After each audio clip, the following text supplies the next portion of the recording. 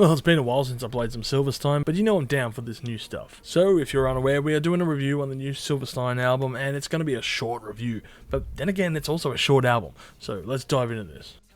Cut me open and sew me shut. You were the savior. Now, I have heard none of these songs in the lead up to this album's release. In fact, I'm not going to believe it, I completely forgot about this release up until I was checking the new album section of the music releases, and considering Misery Made Me was a solid effort, I knew that I had to go and listen to this album. One of the more surprising elements when I started this thing up was its 22-minute runtime. Now, I had to check that a few times because it didn't feel right, and it makes this effort feel more like an EP rather than a fully fledged album. In fact, by the points that I raised in a previous video covering this topic here, it technically is an EP. In an odd twist of events, and perhaps one of the most confusing aspects, at least from my point of view, is how the band are releasing 2 albums this year instead of 1, with this being part 1. But this EP feels like a half album was released for the sake of selling more physical copies. By your powers combined, I am Silverstein's full-length album. Is the band feeling ambitious and trying to achieve a sonically invigorating symbiosis akin to System of a Down's Hypnotize, Mesmerize albums? Because if so, the only thing I'm feeling is flashbacks to when Limp Bizkit tried to apply this same method on their shelved project,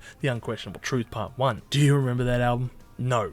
Well, there is a good reason for that, and I don't think that Silverstein have the teeth to pull this off either. The music itself on this record was fairly pedestrian, and strays further down the middle of the road, playing it safe with their newfound style, as opposed to what they were used to back in the day. But as a trade-off, it makes the music rather forgettable, and even on my many playthroughs, I couldn't recall any tracks by name, or if it actually left an impression on me for that matter. But then again, I could be wrong, and I guess we would have to wait to see how part 2 comes and plays into this. Maybe it'll pay off in the long run, but I just highly doubt it, however. This venture is wildly ambitious, but quickly feels irrelevant, and I don't know if I could recall this album once the second one is released. Either way, I don't think there is any redemption for this hole they find themselves in, or at least for this album anyway. Overall, I'm going to give this EP a score of 3 million chilies on the spicy scale, and I will refrain from giving any of my favourite tracks out until part 2 comes out. This album isn't horrendous, but it suffers from being too short. It's over before you can really get into the groove, and that's a shame because it feels like the band were afraid of overstaying their welcome on this effort, and it feels like they left before they can even make an impression. The music is fine. Misery was better though, and I felt that if you want a quick record to blaze through,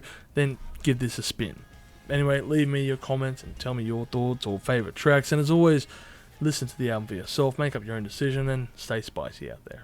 If you've enjoyed this content, make sure to smash that like button, subscribe to us, and stay notified for future music related content because it keeps our manager happy at the end of the day. We are also on Discord, Instagram, Facebook, and all those other social platforms if you want to check us out. As always, people, you have a great day and stay spicy.